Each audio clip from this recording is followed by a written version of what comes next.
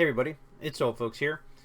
I had some requests to do some more videos, and I know I've kind of slacked off a little bit on overviews of heroes.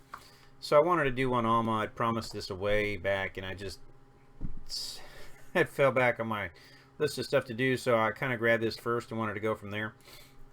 Alma is a summoner, mage class.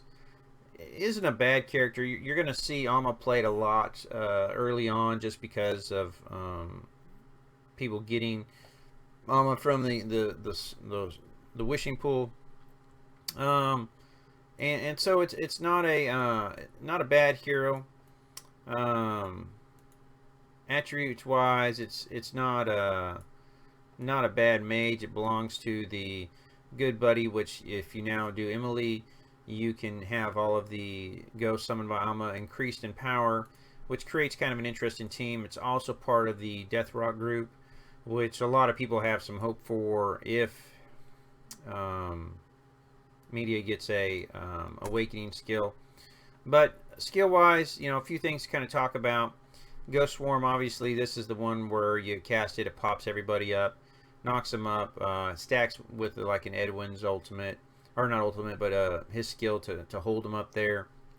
Can interrupt some of the casting, but it's really hard to time because of how long it takes for the spell to cast and then to knock up. It's not an instant thing.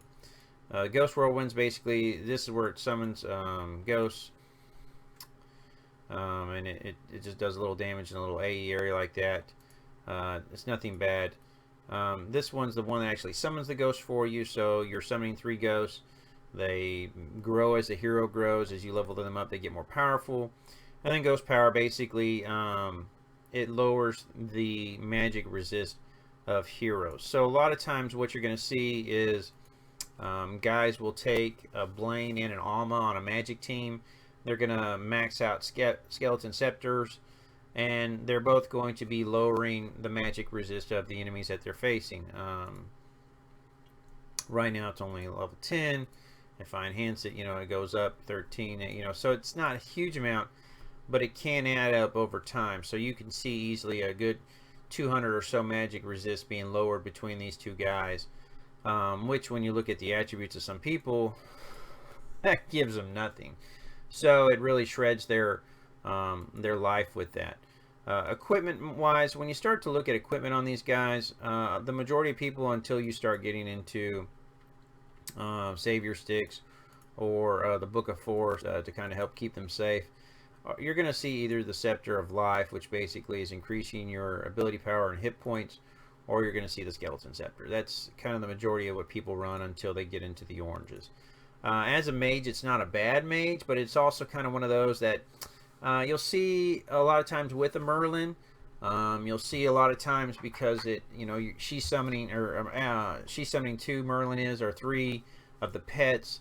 Alma's got 3 out there, so there's 6 other targets. If there's no AE caster, suddenly you've got this group of summoned creatures that's drawing aggro from the hero. So it's not a bad person. I just think overall there's better choices. I'm really looking forward to seeing a max leveled Emily summoner team, someone that runs nothing but summoner people.